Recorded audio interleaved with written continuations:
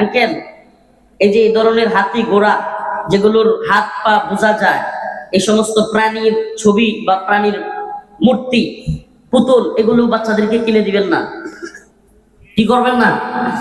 আমাদের বাচ্চাদেরকে এখন থেকে, ছোটবেলা থেকে মুসলিমদের বাচ্চাদেরকে মূর্তিবিহীন সংস্কৃতির শিক্ষা দিতে হবে, নাইলে এরা আবার আওয়ামী লীগের মতো নিজের বাপ দাদার মূর্তি বানাবে। ঠিকই ঠিক না? আমাদেরকে মূর্তি বিরোধী হইতে হবে।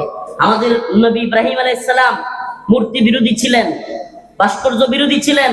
এই ভাস্কর্যের নামে বলেন, মূর্তির নামে বলেন, আমাদের নবী সরদারে দো আলম মুহাম্মদ আরবি সাল্লাল্লাহু আলাইহি ওয়াসাল্লাম মূর্তি বিরোধী ছিলেন।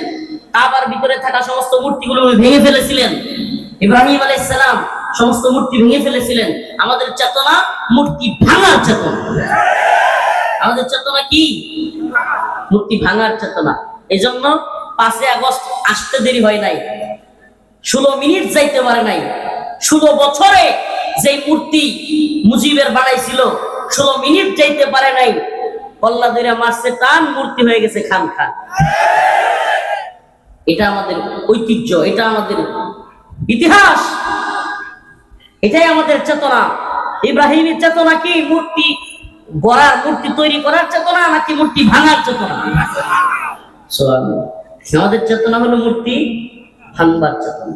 আমরা মূর্তিকে ভাঙবো, কখনোই মূর্তি বানাবো। আমাদেরকে একটা তথ্য দিই, ওলামায়ে কেরাম এখানে আছেন, প্রয়োজনে যাদের জানা নাই জেনে নেবেন। ইসলামী শরিয়া, ইসলামী খিলাফার অধীনস্থ রাষ্ট্রে যদি হিন্দু ধর্মাবলম্বীরাও থাকে, সনাতন ধর্মাবলম্বীরাও থাকে, তারাও তাদের ধর্ম পালন করতে পারবে, কিন্তু ডাকডোল পিটায়া রাস্তাঘাটে এই হই হুল্লোড় কইরা করতে পারবে না। নিজেদের অঙ্গনে, নিজেদের গণ্ডির ভিতরে রাইখা আবার নতুন নতুন সংস্করণে, নতুন নতুন পূজার নতুন নতুন সিস্টেম চালু করতে পারবে না। এটা যেমনি ভাবে ওদের ধর্মে নাই, আমাদের ধর্মে নাই। অতএব যেখানে ইসলামী শরিয়া ধর্মীয় তোমাকে তোমার ইবাদতের সুযোগ দিবে, কিন্তু ডাকডোল পিটায়া বাহিরে না, তাইলে নিজেরা আবার কিভাবে মূর্তি বানাইতে পারি? নিজেরা আবার কিভাবে মূর্তি বানাইতে পারি? নাউজুবিল্লাহ। আল্লাহ তাআলা হেদায়েত দান করুক, বলে আমিন।